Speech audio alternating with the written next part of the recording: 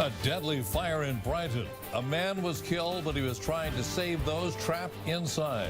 That man had already made it out safely out of the building, but he rushed back inside to pull people from the flames. I'm Jack Williams. I'm Lisa Hughes, and that victim wasn't the only one trying to help. A next-door neighbor grabbed a ladder and saved people from the top floor.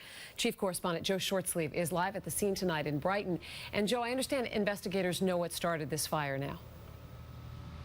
Yeah, Lisa, we're just learning what caused this deadly fire. We're told that it's an electrical short circuit in the first floor kitchen. Obviously, we also know, sadly, that one person died here today, but I can tell you it's very clear more people could have died. Boston firefighters did their job, but also there are some very courageous neighbors. By that time, someone's saying that there's a lady up on a window, hanging out the window.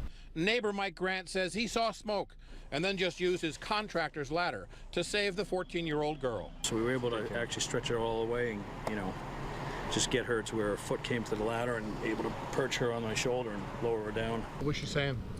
She didn't say anything. She was very scared. She was shaking, really. Grant was the first to arrive on the scene. We went up the stairs. The smoke was just terrible. Wasn't something we could handle for too long. And sure enough, a little boy came down, stumbling through the stairs in the darkness, and he had a little blood on his mouth like he fell, somewhere on the way down, and we got him out. Firefighters believe the four-alarm blaze started accidentally around 7 a.m.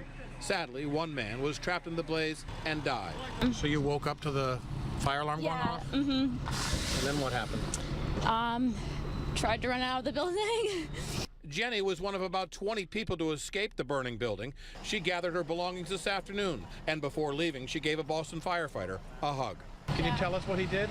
It's been taking care of me since 7 o'clock this morning. Yeah. They've been really sweet to us, so rough situation to wake up to in the morning, so they've been very sweet and kind. Witnesses say the man who died was helping others escape the flames. He actually passed us in the front. I think that was the Hispanic male, and then we just lost sight of him after that. I think he might have went back in. So you didn't know that he went back in? We didn't know. Back live now, looking at the hole in the third floor of this building here. Now, the man who died, we're told, was one of 14 people living on the third floor. Now, we asked the city of Boston if that technically was a code violation, and the answer that came back was not necessarily. In fact, they said if they're all from the same family, it probably isn't a code violation. Live in Brighton, Joe Shortsleeve, WBZ News. Back to you, Jack and Lisa. Yeah, Joe, let's talk a little bit about this house. I guess it underwent a number of renovations. What have you found out about that? When we pulled the work permits for the past several years, what we found is just about a year ago, they did do some extensive renovation work. However, most of the renovation work was done on the second floor. So right now, tonight, we can't really say that there's any connection between that renovation work and the cause of this fire, which they now say was on the first floor. Jack? Thank you, Joe.